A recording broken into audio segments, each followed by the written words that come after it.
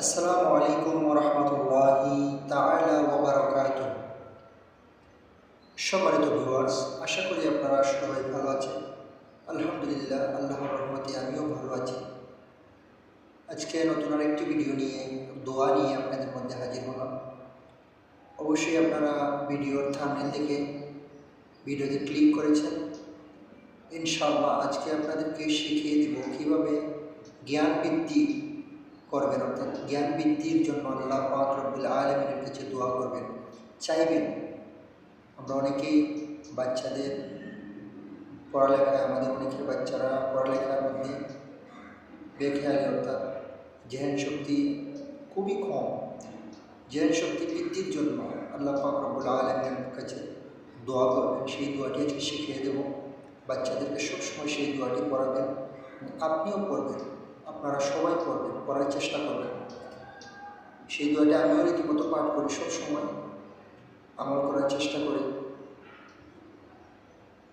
তো চলো দেরি না করে দোয়াটি শিখে নিই। আল্লাহ পাক রব্বুল আলামিন পবিত্র কোরআনুল কারীমের মধ্যে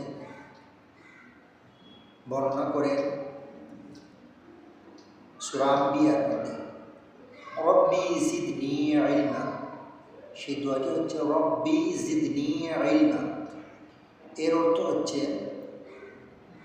একটা কিন্তু ছোট্ট সংকেত, রব্বি জিদনি ইলমা।